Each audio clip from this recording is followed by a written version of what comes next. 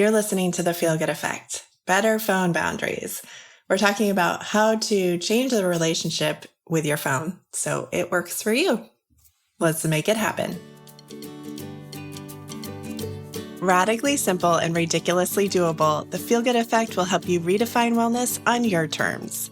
Hi, I'm your host, Robin Conley Downs, and I believe that wellness isn't about achieving another set of impossible standards, but instead finding what works for you. Drawing from cutting-edge science on mindfulness, habit, and behavior change, this podcast offers a collection of small mindset shifts that allow for more calm, clarity, and joy in everyday life and allows you to embrace the idea that gentle is the new perfect. I invite you to listen in as we cut through the clutter and find the small shifts that create huge changes in your life. Less striving, more ease. It's time to feel good. Well, hey, Feel Good fam. I am so glad you're here. We are talking about how to have better phone habits and to change the relationship so that the way that you use your phone feels good and not draining or stressful, depleting, or all the things probably that you may have found you feel about your phone, especially in the last year and a half. Our guest today is Catherine Price, who wrote the book on the topic called How to Break Up with Your Phone, which is devoted to helping people create healthier relationships with their digital devices. It's been published in 26 countries, gotten tons of media outlets coverage, and really recently kind of had a resurgence in popularity because I think we all might need to create healthier relationships with our digital devices. So this is a re-air of a conversation we had a couple years ago. And again, occasionally from time to time, I'll pull a conversation from the archives that is incredibly relevant to the time we're in right now. So many of you have reached out and said, hey, Robin, I'm having a little bit of an issue with my habits around phone use. And this one is very actionable, very science-based, non-judgmental, and really about creating a healthy relationship, whatever that looks like for you. So here we go with Catherine Price. Catherine, thank you so much for coming on the show today. Oh, thank you for having me. Yeah, I'm really excited to dive into this topic and especially the way that you're coming at it.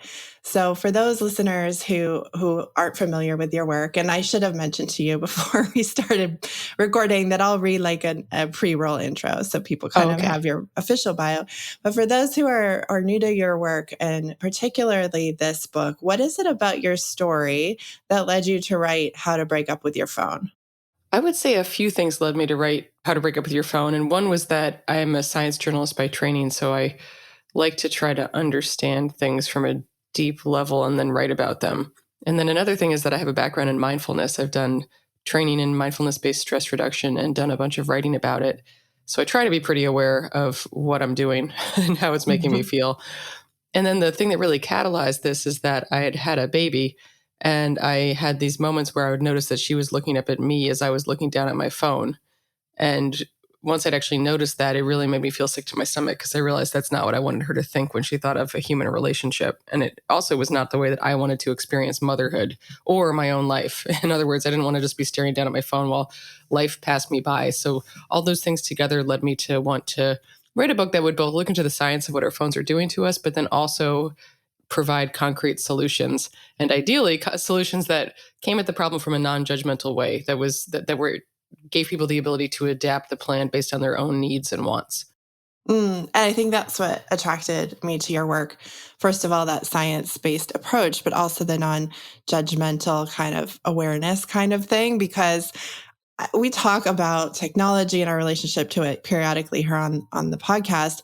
And what I hear from people is that they desperately want to change, but then they feel guilty every time they do. And I'm like, well, that's not really what we're looking for either, right? It's like this double whammy where you know that you don't want to be on it, but then you're on it and then you're feeling bad, like you're a bad mother and you're not present enough. And it's this whole spiral. So I love that you kind of were able to come at it from that perspective of like, how does this actually work in a way that we're not making ourselves crazy in the process.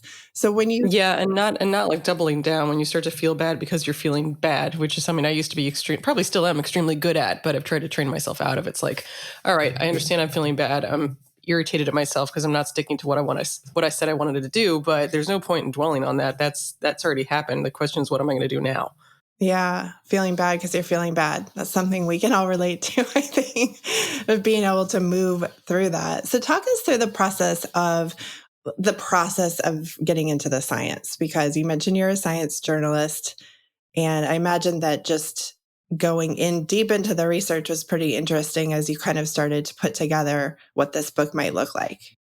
Yes, so this was back in 2015, the fall of 2015, when I started thinking about the impact our phones were having us and what we could do about it. And so at that point, there was not that much about phones directly. There was a lot more about the internet and how the internet could be changing us and changing our brains. And with that said, I mean, there was some stuff about phones, in particular social media. And so basically, I started just by reading as much as I could about anything that seemed applicable. I did searches for smartphone addiction and PubMed. I looked into as many books as I could find that had to do with habit change or technology or technology's effects on us.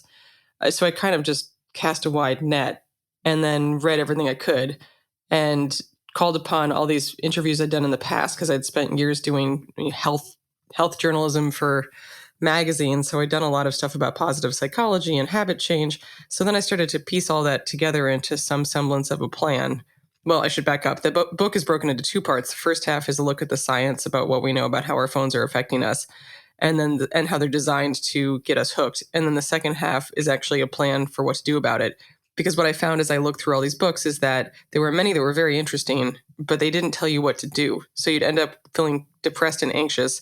And then maybe there'd be one page at the end of the book that I could tell had been put in there by a marketer or the editor saying, okay, we need to give some service here. What are people going to do? But it didn't really feel very comprehensive. So I kept just feeling anxious. So when I set out to write my book, I wanted to have a book that actually would give people a clear path forward. And then I also wanted to test my hypotheses and my plan on other people. And so I recruited a bunch of friends and strangers whom I called my guinea pigs. It ended up being about 150 people to go through the different versions of this breakup and give me feedback so that I could tell what was working, what people were really struggling with, and also to get quotes from their experiences, which I use throughout the book to give people a sense that they're not alone, that there's other people who've gone through this and we're really all struggling with the same things.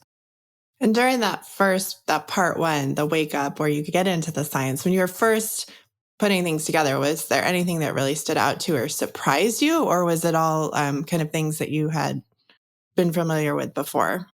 Well, I think what really surprised me is how surprised I was and how surprised I've continued to be by how deeply our phones really are affecting us. And the fact that we think of it kind of as a trivial issue where we throw around the words, oh, I'm addicted to my phone. And then, oh, I want to spend less time on it. And part of us knows that there's something serious going on, but we don't give it as much weight as we should. And the more I've learned, the more I've researched, the more I've talked to people, the more I've realized this is a really big deal. And phones really are affecting us in more ways than most of us imagine. And I think perhaps most surprising, although it made sense based on the previous work that I'd done, was that the time we spend on our phones is literally changing our brains physically, Hmm. which makes a lot of sense if you think about it, because we're spending an average of 4 hours a day on them. And if you do anything for 4 hours a day, you're going to get pretty good at it. I like to say that if I were to spend 4 hours a day learning Spanish, I would be pretty conversational, if not fluent by now. But we're spending that amount of time on our phones.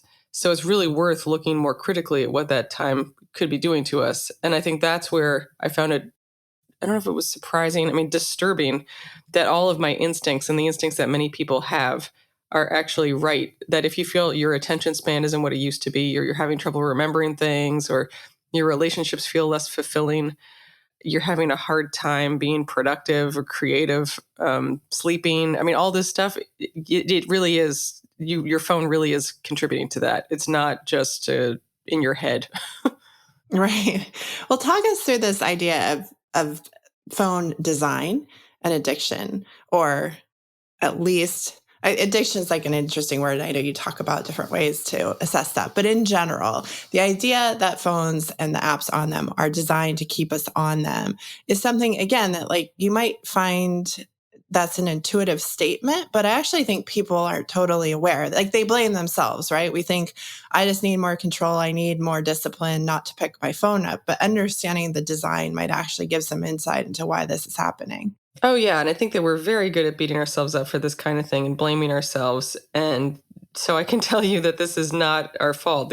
Our phones are designed to actually get us to stay on them. And just in general, willpower is never a good way to change your habits, because you only have so much willpower. I mean, you really want to figure out a way so that that new habit is something you want to be adopting, because then your old habit becomes something that's getting in the way of the new habit. In other words, it's no longer trying to resist your phone because it's such a big temptation and you want to be on it all the time.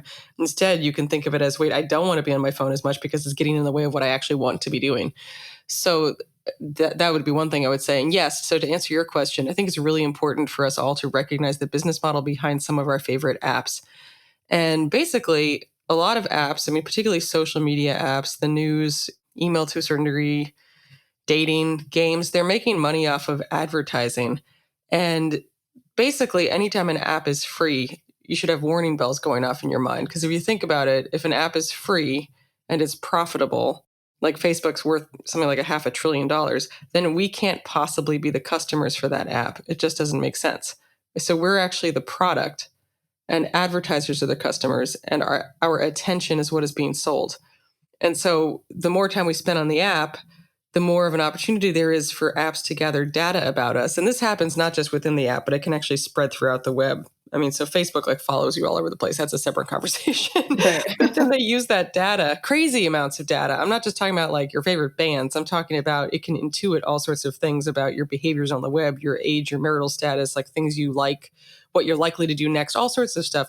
And it uses that to show you targeted ads. And that's why you so often will find an ad on a social media site or your computer where you think, wait, that's really weird. I was just talking to someone about that. Or, oh, wait a second, I didn't do a Google search for that, but how did it show up? Well, that's because they have these profiles on us.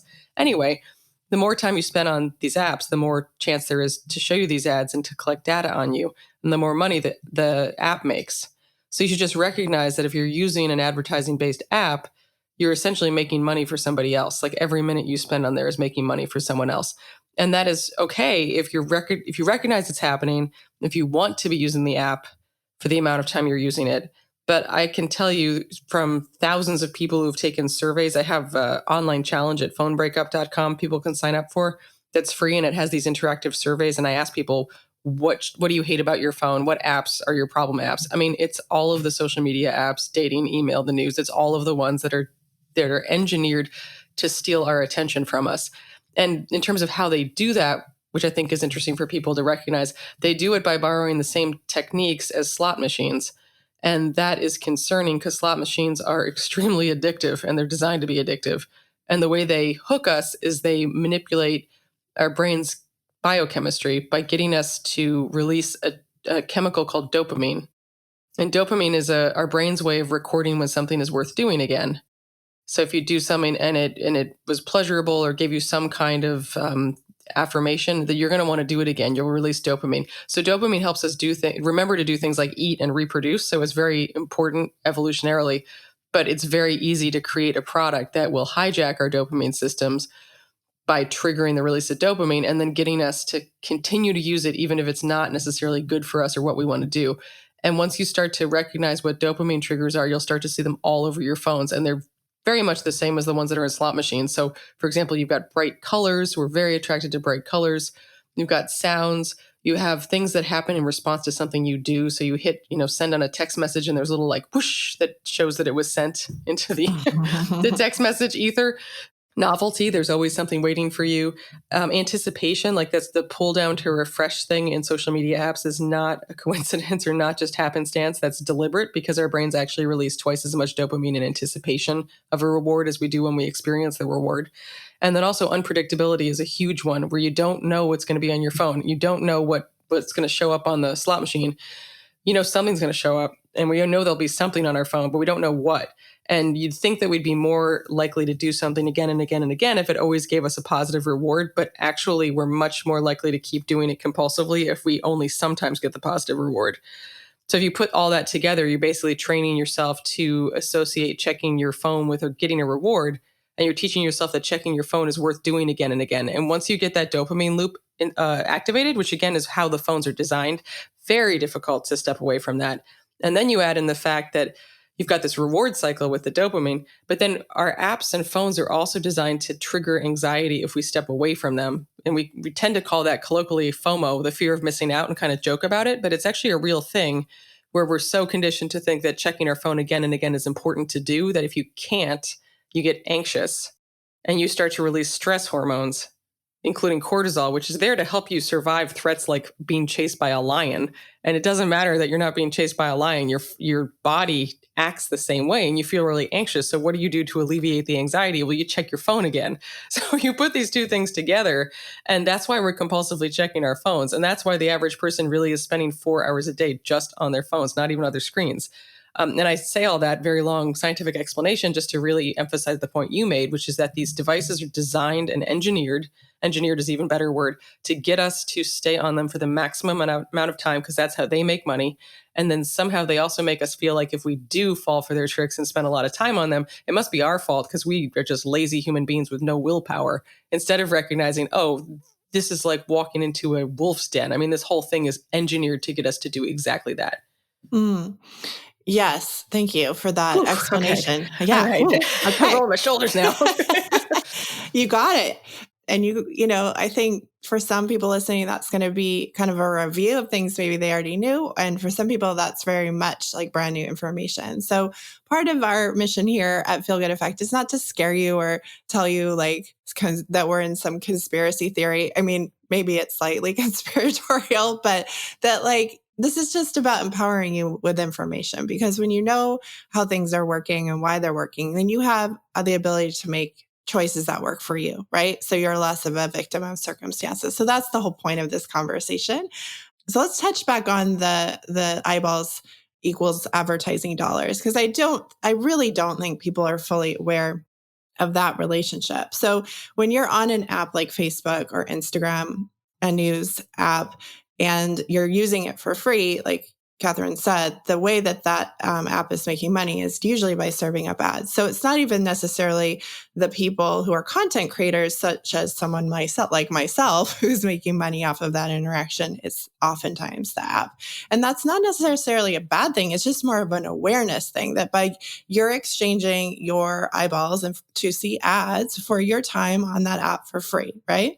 And also getting this data collected about you. And it's really referred to as metadata. So it's not just the stuff that you're aware that you're sharing. It's not just the pictures of your children. Although, I mean, I don't share pictures of my kid online, but it's not just that stuff. It's all of your behaviors. It's how long you spend on individual websites. It's what order of website you visit. It's what purchases you made with what credit cards. I mean, all of this stuff is being aggregated and used to show you ads. And maybe you think that that's fine.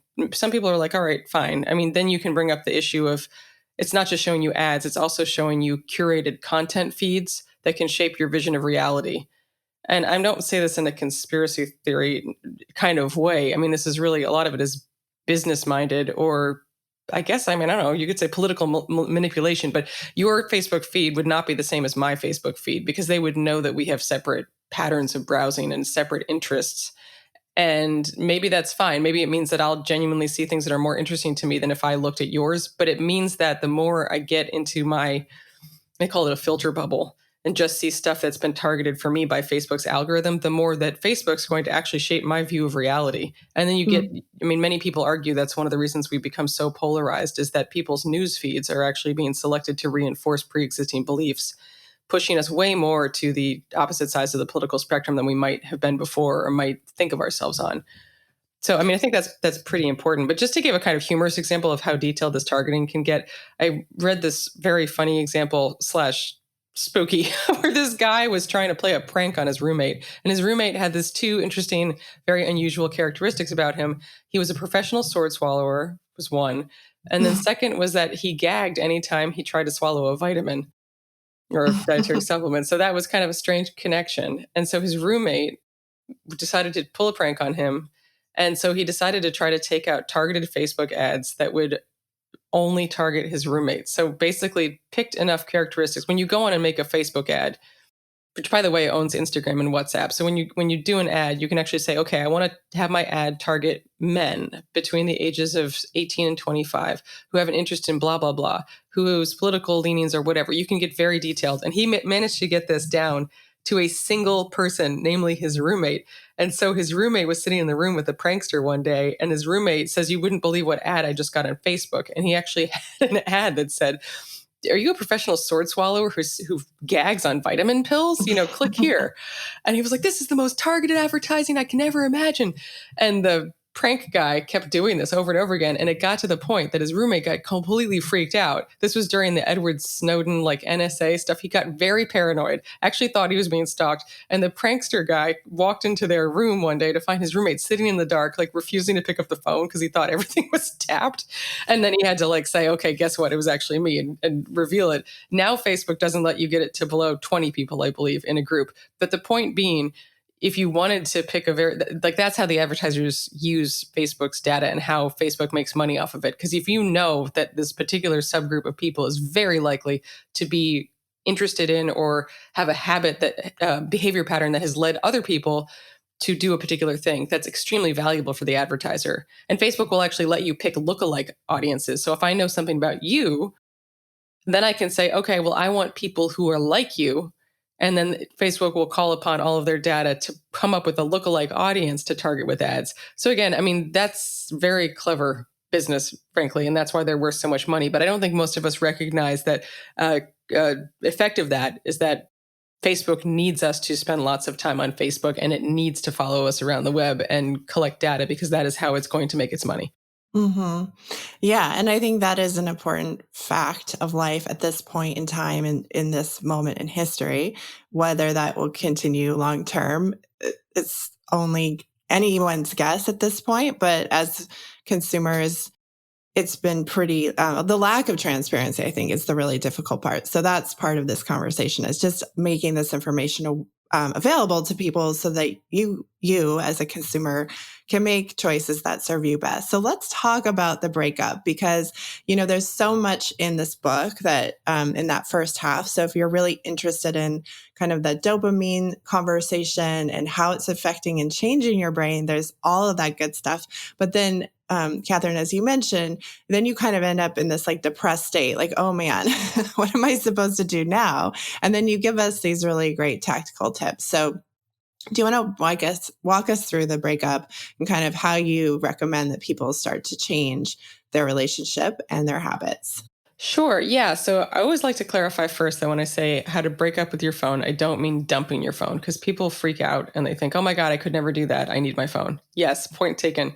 But if you break up with a person, you're probably not saying you're never going to date another human being again. You're just saying that something about the relationship isn't working for you and you would like to find one that's better. So that's the goal. The goal is to create a personalized relationship with your phone and your devices that feels good to you.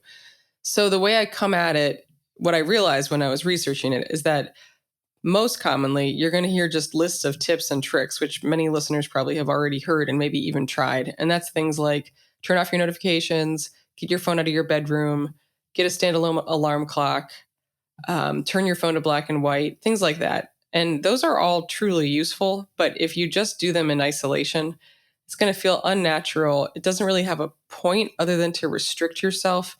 And so it's going to feel more like a diet rather than a gift to yourself, which is our goal here.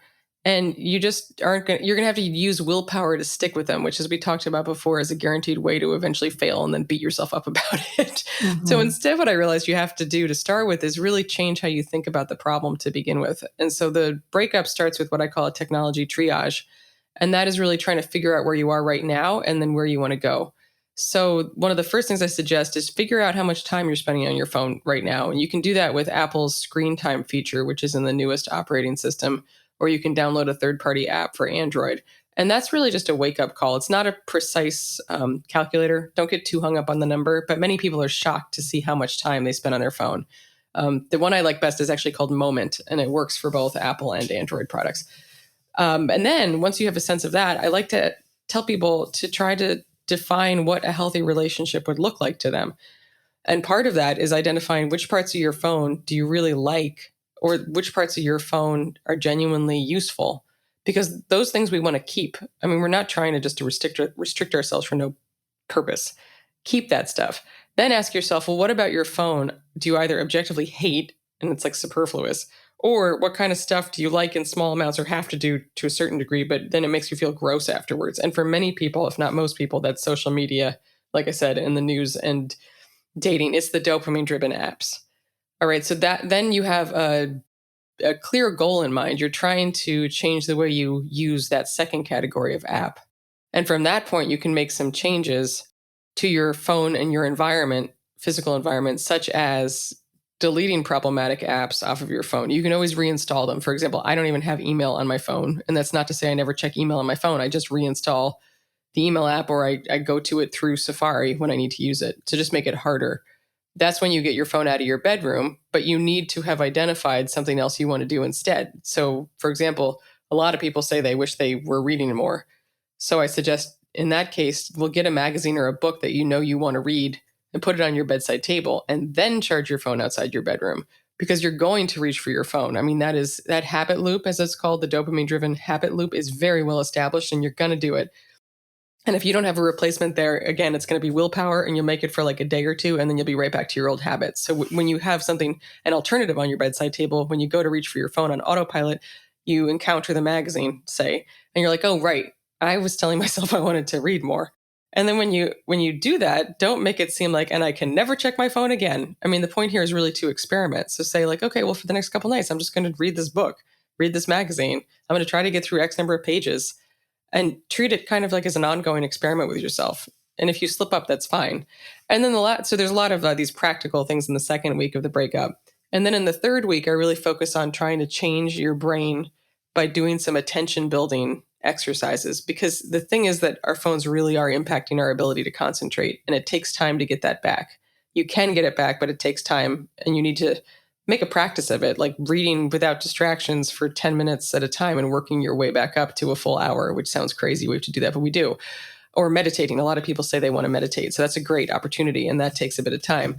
And then the end of the breakup is really just about looking back. Sorry, let me take a step back. I encourage people between those weeks to take a full 24-hour break from their phone, which I call a trial separation, and to stick with the relationship theme. And that's not to torture yourself. That's basically, you build up to it, we prepare. It's just to give you some perspective on what it feels like to be without your phone.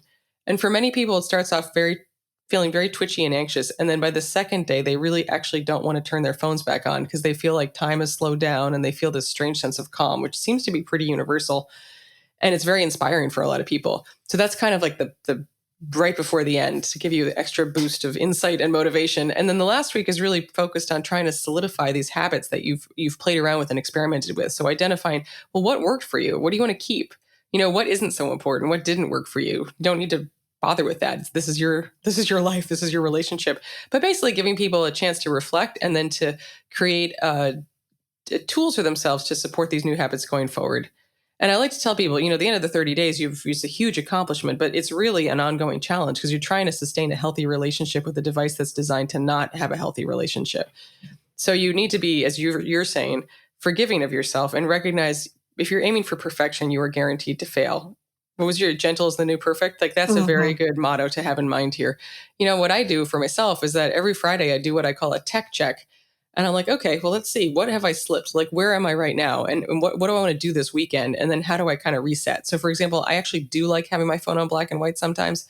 And I like having Safari off of my phone, which you can do in the screen time settings.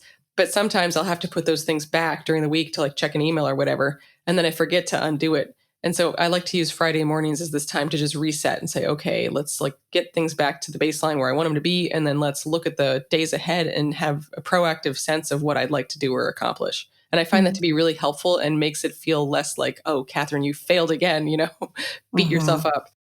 Well, I want to talk. So first of all, that's so helpful to have that kind of 4-week process, and that's very individualized. So you have kind of a pathway, but it does involve some self-work, like asking those questions. What is this relationship, and what do I want it to be? Which I think, like you said, will make this more sustainable, rather than just deleting everything off your phone and then bringing it back, and you haven't really changed anything about yourself or the way you're interacting. So you just made yourself feel bad. I mean, yeah, right. I mean, it's very much like you said, the diet analogy. This whole thing just very much reminds me of how we approach food, with like binging, purging, dieting, all or nothing. And that we know that doesn't work around creating healthy relationship with food. And so I imagine as we go down this path of a relationship with our phones, it's going to hold true that we actually have to do the work on our own side to figure out how to do this, and like to recheck in on a weekly basis to say what's working and what's not. But I really want to talk about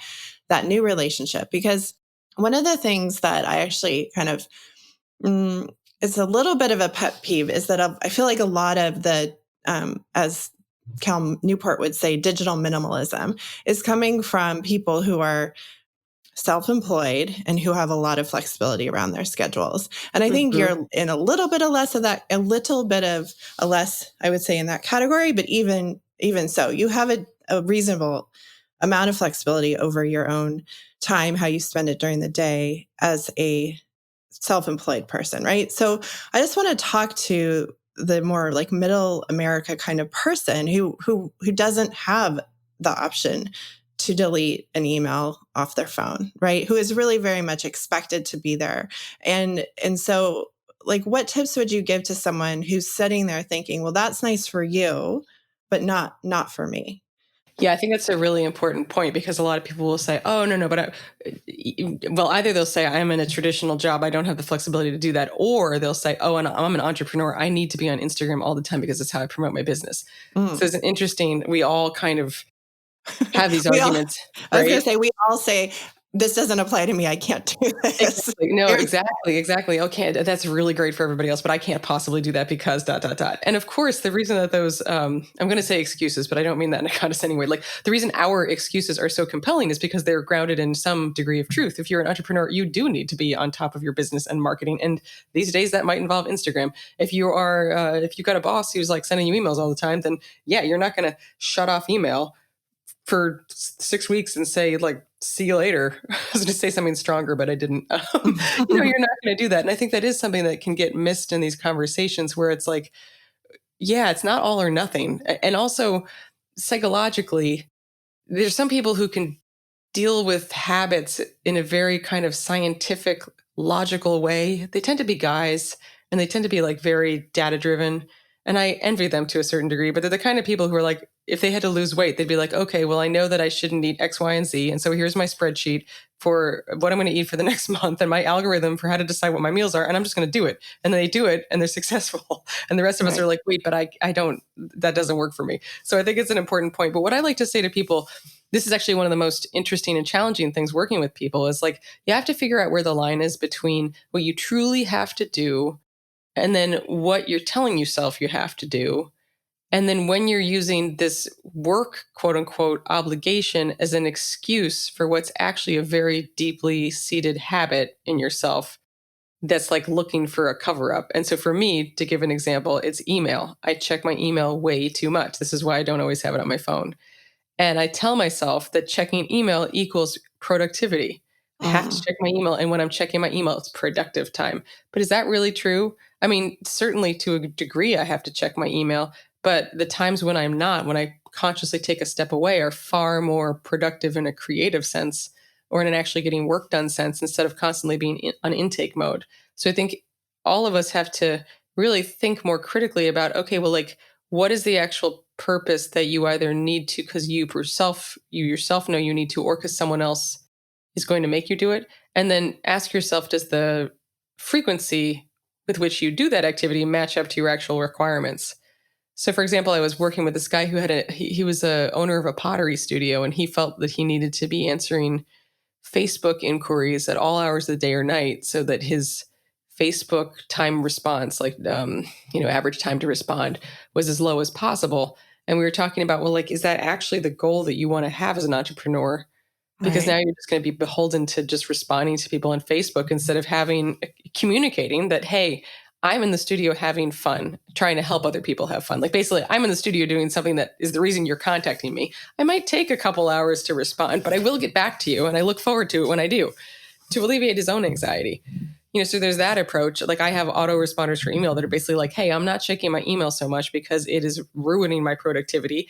But if you need me, here's my work phone number, and feel free to text or call. And if I pick up, I will. If I can pick up, I will. So I think there's an element of like communicating. And if you're in a situation where you have a boss and you do feel this obligation, I mean, honestly, yeah, you might be more limited in what you're able to do. But I would say in most cases, we haven't pushed up against that limit yet. we're checking our email 12 times an hour when maybe we only need to check it once an hour or once every 30 minutes. We have email push notifications on so that we find out every single second an email comes in. And then we get pulled away from our task for 5 to 10 minutes, 20 minutes at a time, every time. So I think that we all could be experimenting with trying to change those habits and see if you can still either fulfill your obligations or in many cases actually do a better job of fulfilling your obligations if you were to take a step back and create some better boundaries. And if you have a good relationship with management, or if you are a manager yourself, I would also really recommend taking steps to create a company culture that is not so focused on immediate responses. Because the truth is that if you have employees constantly tethered to their phones and constantly responding to emails immediately, you are actually not giving their brains the space that their brains need to have creative thoughts and insights. And I mean that in a really physical sense, in that you need to actually have time to create new proteins in your brain to create long-term memories. I'm getting all sciencey again, but this is true story. And that process is really easily interrupted by distractions. And you need to have long-term memories if you're going to actually have any insights. Because if you think about it, you have to have lots of things stored in your brain to draw connections from. So if you're constantly distracted, you are actually preventing yourself or your employees from creating the changes in their brain that they need to be better at their jobs. So actually, it behooves you as a boss or a manager to set better boundaries for your workforce so that they can do a better job at their jobs. And again, it doesn't have to be permanent or all or nothing. You can come at this like, hey, for the next couple of weeks, we're going to do an experiment. Like, this is what I want you to do. We're going to try to set better boundaries. And it can be a really interesting conversation to have that can lead to some very meaningful changes in the workplace and also make people a lot happier at their jobs. Mm. Is that helpful? I don't know. That was kind of like all over the place, but I think it's a really important question. Like, work is hard. Sorry, I was also going to say, even if your work did require you to be tethered to your phone, personal life probably doesn't require as much. Like, there's some area that you can work on, is what I'm saying. So don't feel that you need to be, again, perfect. Like, pick a place to start, and then incremental is just fine. Yeah. And I really like how you said about asking that question about what story am I telling myself? Because that could be a pretty powerful thing, right? Even if that's like the one thing you take out of this episode, Oh, yeah. is when you're on your phone and particular apps that are like the trigger for you, what are you telling yourself you're doing while you're on that app? So for example, you said, I tell myself checking email is productive. And I think that's really honest of you to say. And I think I can think of other examples, like when I'm checking the news, that makes me feel like I'm an active participant or I'm an activist, right? Like I'm involved. Yeah, definitely. That's the big difference. Or when I mean, we could have a whole separate conversation about that. But when I'm on social media, I'm connecting with people in my family. And then ask yourself if that's really true. And I can't answer that question for you. I don't know. But my Right. guess Exactly. is Yeah. None of us can. Yeah. what you were saying is like maybe we haven't pushed up against that as much as we need to. And for me, I'll be honest and vulnerable as per usual. Like, as someone who does use Instagram for my business, it's very easy to get caught up in confusing time and interaction and engagement on Instagram with actual business growth. And those two things are, for me, not at all the same. And so I have to be really honest when I'm saying I'm doing this for, growing my business, and actually then looking at the numbers and saying, is that true or not? And really, is it more of at a certain point, it's a vanity metric and it's the dopamine hit. It's like I feel a sense of growth when things are happening on Instagram that doesn't come from the daily grind of sitting at my computer and writing, right? Mm-hmm. And so to be able to parse this out and to be honest with myself, like, is this really doing what I want it to do? And if it's no, that doesn't mean I'm bad and I'm the worst. I just start beating myself up. It just means like, then maybe I could reduce that amount of time and put it towards something that actually is being an activist, that actually is being involved, that it actually is connecting. Because I do think we need something, right? Especially if you are scrolling, like you're looking for something, whether that's It's a hit of dopamine. Most of the time we're looking for right, that hit of dopamine. dopamine. But if you're feeling lonely, if you're feeling like exhausted, you need something, that quick hit. But beyond that, there's often even more that, like, if you know that's missing from your life, to start to be able to work in that real connection outside of that app. Yeah. I think that's a good way of putting it. And the other thing that is important to remember is that it's not all or nothing. Again, it's really about opportunity cost. So, email to a certain degree is productive for me, or like for you looking at Instagram work, doing stuff on Instagram is productive to a certain degree. But what is it coming at the expense of? Are you spending so much time on Instagram that you're not able to just step aside and think on your own? Or for me, similar to you, to write something, like what are my kind of levels of productivity? And even if my habits are like kind of productive, one could argue that they have productive elements in them. Is that really the most productive, or in the example you used, is that the most fulfilling way that you could connect with someone? Like, for example, I often find I'll get caught in these text message conversations with friends. And I'm a writer. I like little like snappy like text, but I'd also really hate typing with my thumbs. And I often find that a half hour has passed. I have been not really engaged in whatever else I was doing before I got the text message. And the text messaging actually leaves me feeling exhausted. And then I would have felt a whole lot better if I had just actually called the person, because clearly they're right there because we're texting back and forth. And if we'd had like a 10-minute call, doesn't need to be a big thing, but actually heard their voice, saved my thumbs, it actually would have been a much nicer sense of connection. So it's like questions like that. And I like how you phrase it, to ask yourself what story you're telling yourself. And then also ask yourself, well, is this the best way to achieve whatever my goal is right now? And that's another really important point, is what reward are you after? Is your reward feeling productive? Is your reward not feeling lonely? Is your reward not feeling so anxious? You're at a social gathering and you're feeling anxious because small talk is horrible. Like, what are you after? And then what would be potentially, maybe you do want to be on your phone at that moment, but what potentially would be another way to achieve the same result that might even be more fulfilling? Yeah, it is. It's that loop. It's that experimenting. These are all things we talk about a lot on the show, and kind of letting go of all or nothing, which is, I think, less satisfying. Like, it feels more satisfying to say, like, I'm not going to do this anymore. But like you said, we can't willpower our way through this. So we kind of have to find a new way. I really believe, like, that's why we're doing this mini series, is that our relationships with our phone, agency with technology, is like the next big health wellness question, crisis, and how we navigate it is really fundamental to our overall well-being, and also for our children. Like, I think that as we kind of are coming to an end, that's what I kind of want to touch on as well, because I know as parents, many of us struggle with how are we going to do this. And for me, my motivation not only is my own ability to have a healthy relationship with my phone, but to show my daughter that it's possible. Because if I can't navigate this, she's 7, right? So she doesn't have a phone yet, but she obviously is very tech aware. And I'm a little bit scared about what's coming, in her teenage years. But I think if I can't figure this out for myself, how am I going to teach her? So what are your kind of best tips for parents who are thinking about raising the next generation and creating healthier relationships with their devices? Yeah, I think this is the topic of a whole separate I know. I'm episode. like, Definitely. last question is a big one. You're like, yeah, exactly. You're like, in 30 seconds. No, I have a 4-year-old, so I feel similarly angst-ridden about the future. And then I try to, like, okay, the moment is the moment. I can't deal with that right now. But basically, it is a big deal. I completely agree with you. Sorry, phones are a big deal. They should not be handed out cavalierly. I think, have done that way too freely in the past, which we should not beat ourselves up over if you are a parent and you're listening to this and your kid has a phone, because we're only now realizing what the effects of these devices and the apps can really be. So don't beat yourself up, but it is a real thing. If you have not given your kid a phone and you're looking for some, I don't know, what is it, affirmation or strength or reinforcement as your child batters you every day begging for a phone, just I will say that you should feel supported, that the weight of evidence and expert opinion is definitely swinging more towards the direction of these are not innocuous and we should be careful about it. And I to what you're saying, it's extremely important that we figure out what we're doing as adults, because I hear so many parents say, oh, really, my kid has a problem with their phone.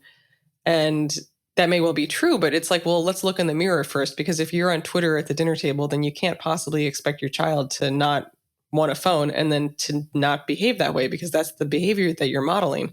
So I really do encourage people to start with their own relationships. And one way I found useful is to have the kids get involved with the parents' relationships.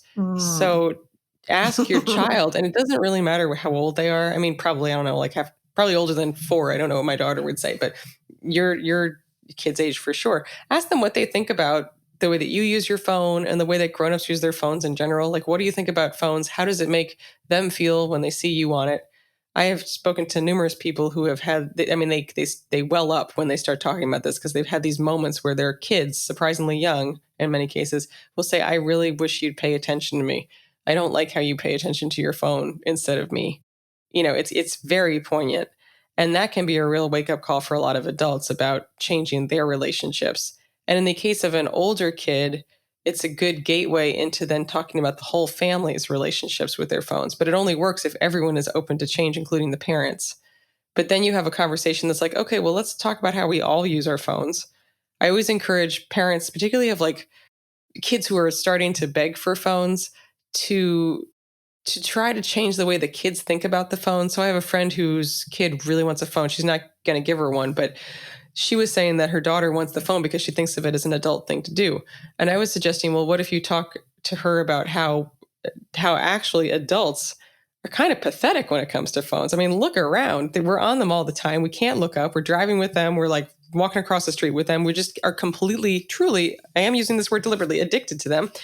And kids are pretty awesome because they actually still are able to experience the world and have interests that aren't just scrolling. And they're interesting people. And that's pretty amazing and something to be cherished. And actually, adults have been suckered into this totally dependent relationship with an inanimate device. And the reason I think that can be effective is that I was listening to one child psychiatrist, a pediatrician, talk about how those anti-smoking campaigns that focused on lung cancer really didn't work that well on teenagers because it was vaguely condescending and also they thought that they were immortal. But what really did seem to have an impact is when the advertisements focused instead on how the tobacco companies were deliberately trying to manipulate teenagers into thinking smoking was cool, and how the companies thought that teenagers were dumb and that they could be tricked into believing this. And so I think a certain level of disenchantment and pulling back the curtain for kids on how adults are acting and how they're being manipulated, and then looking at the phone and saying, okay, well, look, this is why Instagram has this like feature. It's because that's going to get you to keep checking Instagram, and it's going to make you feel bad about yourself. I mean, how do you feel when you're on your phone? That's important for everybody to start paying attention to. How do you feel before you reach for your phone? How do you think you're going to feel afterwards? Because if you start getting in that habit, you're going to be like, you know what? I don't think that checking Instagram is going to make me feel so great right now. But really starting to talk with kids on that level, and then, yeah, just pointing out how pathetic we all have become when it comes to phones, and the fact that, yeah, there's many great things about them, but they're definitely not innocuous. I had a friend from college who wrote a book called The Art of Screen Time, and she likens phones and kids to cars. And it's like, okay, well, eventually your kid is going to drive, but you're not going to hand a 7-year-old the keys to your car and then like send them out into the highway. Like there's a degree of awareness and training and practice that needs to come with this. And personally, I also hope that we are in the beginning of a change where adults do start to recognize the damaging effects that some of our behaviors have on all of us, and maybe have more of a parent-led movement and a school-led movement to have better boundaries with our devices, so that eventually we end up in a situation where it's easier for parents who don't want to give their kids phones or do want to set pretty strict limits on stuff. They'll feel more empowered to do so. They won't feel like such outliers. And I'm saying that as a dream for myself as well, because despite having written this book, it's hard. I mean, that's hard. It does really worry me. Yeah. Well, no, that's really good. A lot of good food for thought and some great suggestions. And it's possible maybe this next generation is going to be the one that makes a true change, because if this information is available to them and they feel taken advantage of, as you kind of explained with that cigarette campaign, I can see them a lot of pushback. I feel like this next generation is pushing back on a lot of things. So Yeah, and kids are like, they are way more self-aware with phones than we are. I mean, I've done talks at schools where the questions from the audience with the kids so much more insightful than adults. Or last week I did an interview with a radio show that was hosted by kids, and these kids had deliberately taken a 5-day break from their phone, and they were just going on and on about how they'd gotten back to spending time on things they loved, and they'd only had their phones for a couple months, and they were like, already I've noticed I don't read, I don't make art, I don't do all these fun things, and just taking a break made me go back to it. And I was like, please spread that message. But I can almost see like teenagers starting to do things like start a no phone club at school, where it's like it becomes cool to not be on your phone because you're actually doing stuff. I mean, what's cooler than doing stuff? It's kind of sad to just sit around mindlessly scrolling for hours and hours on end. So those are my optimistic moment thoughts. If there are any teenagers listening, please do that and then tell me so I can have a ray of hope. Yeah, we'll have a follow-up with my 7-year-old. She has a lot of opinions about it. And that'd be fascinating. Yeah, she would do her own interview if I let her. But just even simple things, like you said, of creating boundaries around your own behavior in the home. If you don't do it for yourself, a lot of times I find with moms, they're willing to do things for their children that they're not willing to do for themselves. So for example, like a no phone dinner and a no phone in the bed and things like that, like just those kind of incremental moments where you say, can we switch this for that? That could go a long way. So many great ideas. And one fun idea I suggest to people is that you turn this into a family-friendly competition. So, for example, have a charging station where all of the phones are supposed to quote unquote sleep at night, which actually is very effective. Mm-hmm. You can check it after it goes to sleep, but you have to go to the phone. You can't bring the phone with you. And then if anybody is caught cheating, quote unquote, like you, moms and dads, where you think your kid went to bed and then you take the phone into your bedroom and they notice the phone's not there, everyone has to, the offender has to pay a small penalty. And you can decide how much that is based on age and what you feel comfortable with, but enough that like you kind of don't want to have to do that too many times in the week. And then at the end of the week, the winner, the person who was off their phone the least or caught the most offenders or whatever, gets to choose something that the whole family does together and use that money toward it. So the only rule is that it has to be something people do together, not like, you're going to use it to buy a new app or something like that. But that way you're turning this into kind of a fun game. You're equalizing it, which I think is so important because we just talk down to kids all the time. But we want to have a dialogue here. And I think that can be helpful in so many other areas of parenting too. So it's basically like, yeah, I want you to deal with your phone, kid, but like, it's only fair that it's a two-way street and you can help me because honestly, parents are probably worse in many ways. Many times that's true. So Catherine, what are you most excited about? You give us such great insight into this book and some really tactical things. What are you most excited about right now in what you are working on currently or what you might have coming up in the future? Well, I am very excited that, first of all, that the book's been out for a year and that there's just been so much interest in this subject. That's really inspiring to me. I'm so happy to get a chance to talk about this because I just feel so passionately about it. And then second, I just started something called Screen Life Balance, which people can find out more about at screenlifebalance.com. And that was actually because of my own recognition of my email issue. Once I really worked on my phone stuff, I realized, okay, I'm actually still spending way too much time by my own estimation, just on like staring at a screen than makes sense. And so that is going to morph into a whole collection of resources and online courses, which I'm really excited about, that people can use to start to work on specific aspects of their screen life balance. So I hope people will check that out and then sign up for the newsletter because I'm actually going to be sending out surveys to people asking, what are some things you're struggling with? Like, what can I help you try to work on? So that's really exciting. And then I also have the book's website, which is phonebreakup.com. And that just has lots of free resources like lock screen images people can use to support their habits. And there's a phone breakup challenge on there you can do to get a taste of what we've been talking about. So basically, I'm very excited to be moving beyond the book to actually be creating these online tailored courses and solutions that people will be able to use to address the specific things they're challenging with, they are struggling with. I love that. So those are kind of, if people want to connect with you and learn more, those are kind of the two places that you'd want them to go. Yeah, exactly. Screenlifebalance.com and phonebreakup.com. And they are cross-linked. So if you just remember one of those, you're good. Awesome. We'll put those in the show notes as well. But I feel like the Screen Life Balance, you'll just have infinite options for content in the future because that's not a topic that's going away anytime soon. Yeah, I do not think it is. And it really inspires me because it means that I love doing this, have a professional excuse to work on my own issues, which is always nice. Isn't that what we're all doing? Yep, pretty much. That's my goal. All right. So as we're coming to an end here, the theme or central theme of the show is what does it really mean to be healthy? So Catherine, in your opinion, what does it really mean to be healthy? Oh my goodness. All right. We're really going to think in the last moments of the show. What does it mean to be healthy? I think in terms of mental health, to be kind to yourself and to have the goal of making sure that when you spend your attention on something, it's because you actually want to be doing so. And there's no judgment with that. It's just try to be more conscious of how you're spending your time so that you know that most of the time it's the results of a choice, I would say. I love that. And also, like remember real life, like put down your phone, put away the screens once in a while, if not most of the while, and actually try to engage with real things and people that bring you joy. Sign up for a class or just take a risk. Like you're just not going to want to get to the end of your life and realize you've spent years of it on social media. And that's where we're all heading towards. We're actually it will be like years. So that doesn't seem healthy to me. Catherine, thank you so much for coming on the show. Well, thank you so much for having me. That was Catherine Price, author of How to Break Up with Your Phone.